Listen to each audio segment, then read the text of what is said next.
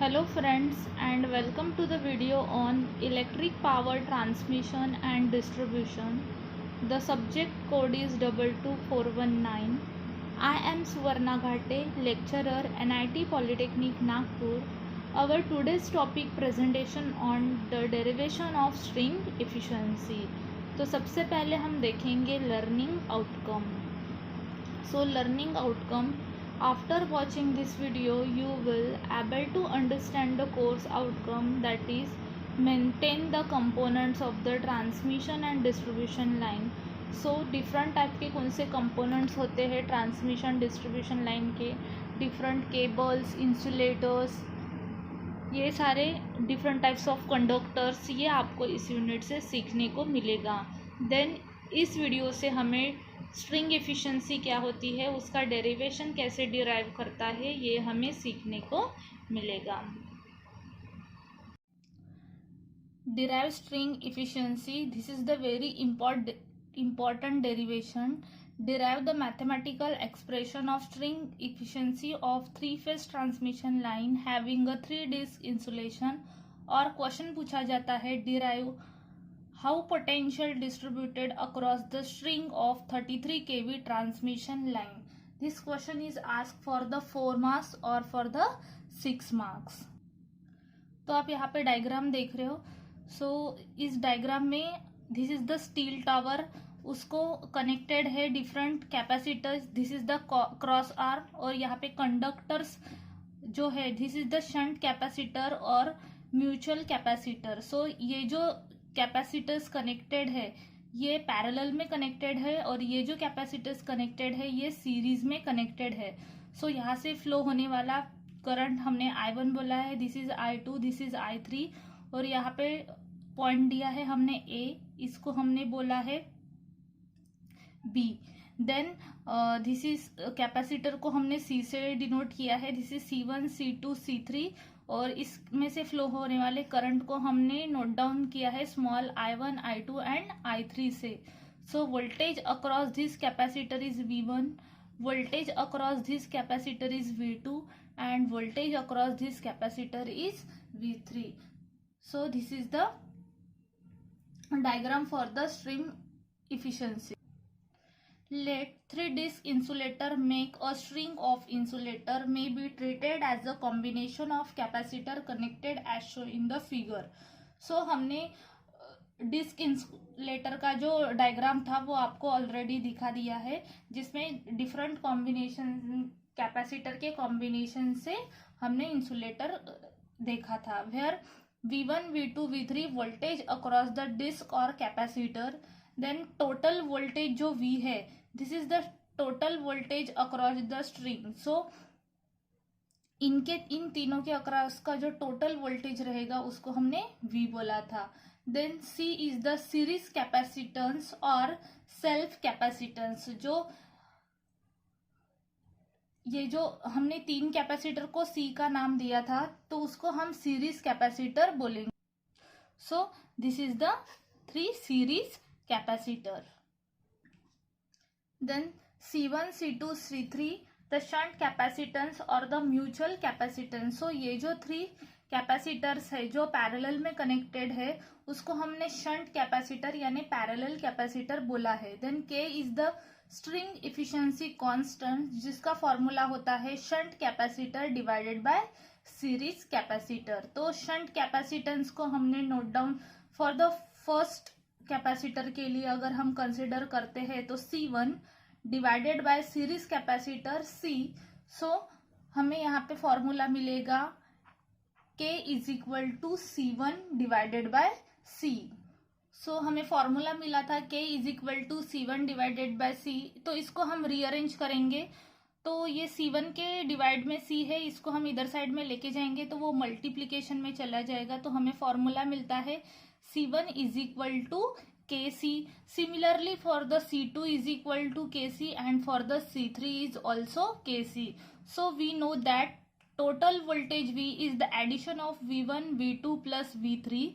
So current across the capacitor is the voltage across the capacitor divided by capacitive reactance. So current को हम note down करते हैं I से। Voltage across the capacitor is the total voltage and capacitance across capacitive reactance को हम note down करते हैं XC से। तो C is for the capacitance and X is for the reactance. So हम फॉर्मूला को अरेंज करेंगे तो हमें करंट एंड वोल्टेज छोड़ के जो कैपेसिटिव रिएक्टेंस है उसका फॉर्मूला ऑलरेडी पता है।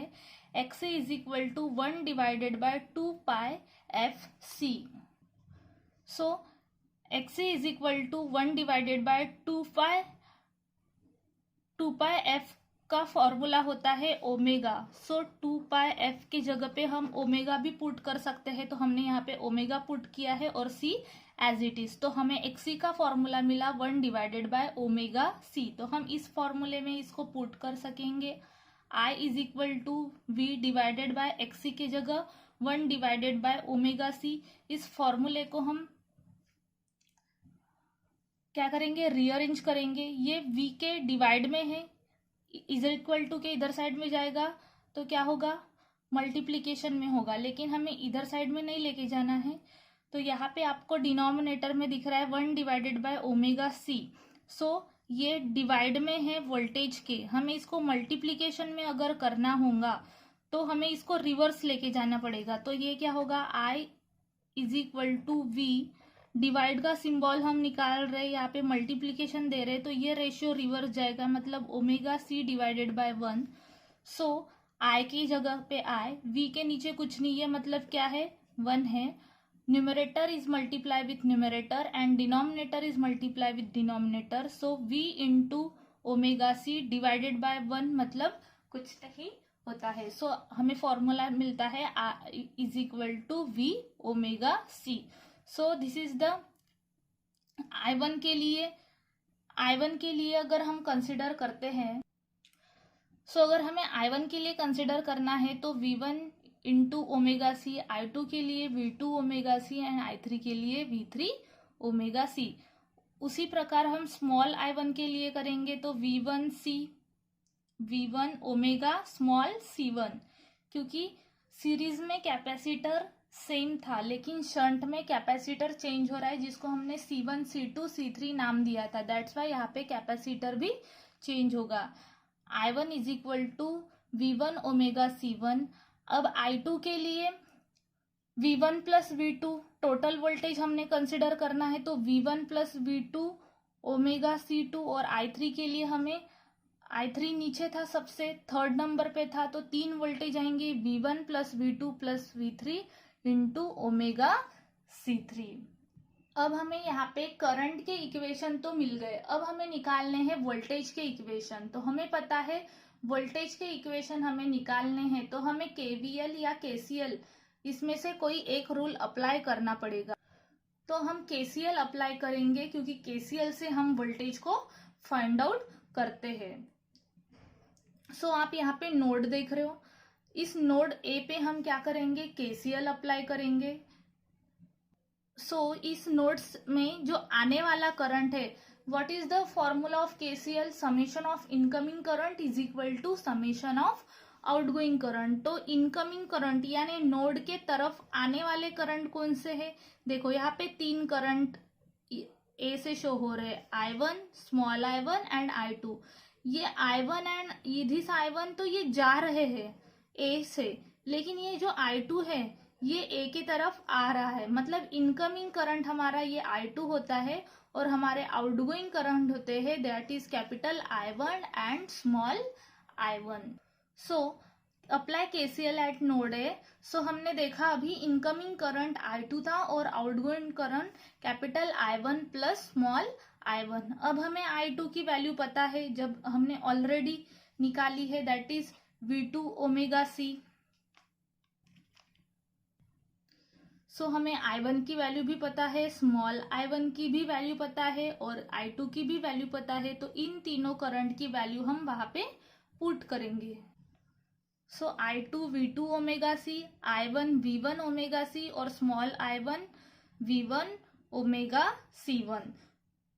तो आप इन दोनों टर्म में देखो V1 and omega and V1 and omega, these two terms are common. So v1 omega को हम कॉमन निकालेंगे तो यहाँ पे बचेगा ब्रैकेट में c और यहाँ से बचेगा c1 और v2 omega c as it is. So omega omega get cancel तो हमें यहाँ पे बचता है v2c इज इक्वल टू इधर साइड में बचता है v1 in bracket c plus c1. सो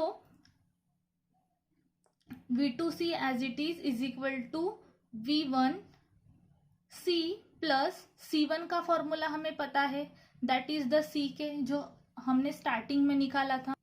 यहाँ पे हमने निकाला c1 is equal to kc, c2 is equal to kc and c3 is also kc. So c1 की वैल्यू हम kc वहां पे पुट कर सकते हैं. सो हमने यहाँ पे c1 के जगह पे c के पुट कर दिया. तो अगेन आपको यहाँ पे दिखाई दे रहा है इन दोनों टर्म में c कॉमन है तो हमने c को बाहर निकाल दिया. बाकी as it is v2c as it is, v1 भी एज इट इज, इन दोनों में c कॉमन है तो हमने बाहर निकाला. तो यहाँ पे कुछ नहीं है, मतलब ब्रैकेट में 1 बचता है प्लस यहाँ पे k है तो k बचेगा. तो यहाँ इज इक्वल टू के दोनों साइड में हमें c कॉमन दिखाई दे रहा है तो हम c को कैंसिल करेंगे तो हमें सिर्फ v2 का इक्वेशन मिलता है. v2 is equal to v1 in bracket 1 plus k. So इसको हम देंगे इक्वेशन नंबर 2. अब हमें v2 की तो वैल्यू पता चल गई, v1 की वैल्यू हमें ऑलरेडी पता है. सो अब हम वैल्यू पुट कैलकुलेट करेंगे v3 की. सो हम टोटल v में उसको पुट कर पाएंगे. This is again node b. तो अब हमें KCL नोड b पे अप्लाई करना है. अब नोड b के तरफ आने वाले current that is the incoming current कौन से हैं? So I3 is the incoming current and I2 and small I2 is the outgoing current here. So हम पुट करेंगे उस. So I3 plus I2 plus small I2. So हमें I3 का formula पता है v3 omega c, I2 v2 omega c and I2 के लिए v1 plus v2 omega c2. सो अब आप देख रहे हो इन तीनों टर्म में, सॉरी इन दोनों टर्म में क्या कॉमन है? अगेन ओमेगा कॉमन है तो ओमेगा को हम कॉमन निकालेंगे. ब्रैकेट में सिर्फ यहाँ से बचेगा v2c, यहाँ से बचेगा ब्रैकेट में v1 plus v2 into c2 क्योंकि ओमेगा को हमने कॉमन निकाल दिया, और इधर साइड में v3 ओमेगा c. अब इन दोनों में ओमेगा कॉमन है तो ओमेगा ओमेगा गेट कैंसिल तो बचता है v3c. यहाँ पे v2c plus v1 v2 into c2, ये c2 इन दोनों ब्रैकेट को मल्टीप्लीकेशन में रहेगा. तो अब हमने v3c को एज इट इज लिख दिया v2c प्लस अगेन हमें c2 की वैल्यू पता है v1 प्लस v2 और c2 यानी c के, जैसे कि हमने c1 की वैल्यू पुट की. अब आप देख सकते हो इन दोनों टर्म में अगेन c कॉमन है तो c को हमने बाहर निकाल दिया. तो यहाँ पे बचेगा v2 plus v1 plus v2 into only k.